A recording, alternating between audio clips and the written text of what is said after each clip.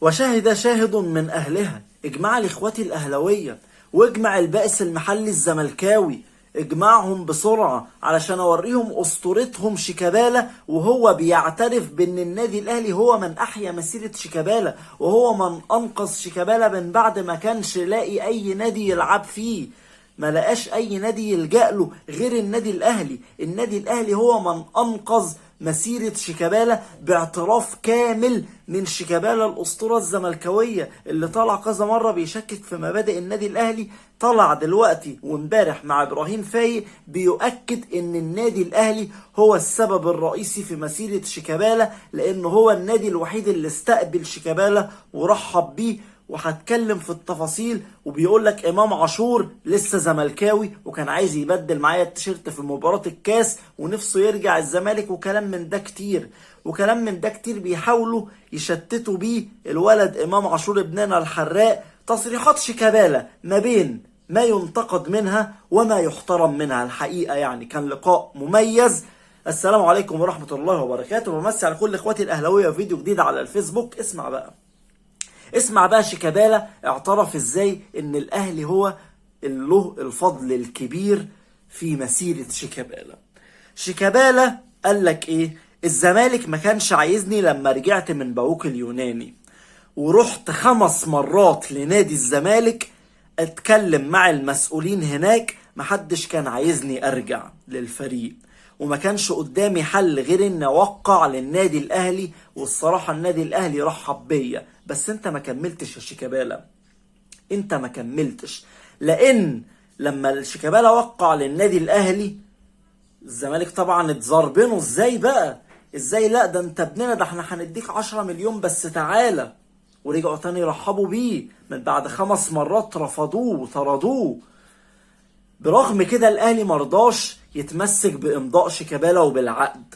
المهندس عدلي القيعي بعد الرجوع لمجلس اداره النادي الاهلي قال له يا ابني خد العقد واديه لشيكابالا. قال له خد عقدك يا ابني اهو، مش عايزين منك حاجه، ارجع الزمالك زي ما انت ما عايز. ولولا الحركه دي كان زمان شيكابالا توقف له 3-4 سنين، وكان زمان الزمالك مرجح شيكابالا بقى على مزاجه زي ما بيعمل مع معظم اساطيره، زي ما بيعمل مع معظم اساطيره ده نادي الزمالك. فاذا مبادئ النادي الاهلي هي من اعادت حياه شيكابالا لكرة القدم وللملاعب من جديد. اما بالنسبة لتصريحه بقى عن امام عاشور، بيقول لك ايه شيكابالا؟ بيقول لك امام عاشور كلمني وكان عايز التيشيرت بتاعي، وهو لسه زملكاوي ومجنون كورة ومجنون زمالك، وكان عايز التيشيرت بتاعي في نهائي الكاس بالسعودية، ومش هينفع اقول كل اللي هو قاله لي. لا قول عادي يا كابتن شيكا، قول عادي. ما احنا قال لك ايه يعني؟ قال لك انا نفسي ارجع الزمالك؟ قال لك انا هعمل مشاكل في الاهلي عشان ارجع للزمالك وهم يمشوني؟ قال لك ايه؟ طيب ما احنا سمعنا الكلام ده كتير. وكابتن ميدو العالمي، كابتن ميدو قال لك ده امام عاشور زملكاوي وكان بيعيط ونفسه يرجع، ولما طلع معاه مع رامز جلال خلى ميدو في نص هدومه، وقال لك ما حصلش الكلام ده، وكان عمال يضحك وفي نص هدومه من الكسوف. فبلاش بقى الكلام ده شيكابالا. اما الجانب الصراحة اللي يحترم في تصريحات شيكابالا طبعا هو دعمه لقضية اخواتنا، وانه فعلا طرح فكرة مهمة جدا جدا جدا، وهي ان ايرادات السوبر الافريقي ان شاء الله بين النادي الاهلي والزمالك تروح داعمة لاخواتنا ان شاء الله في غزة.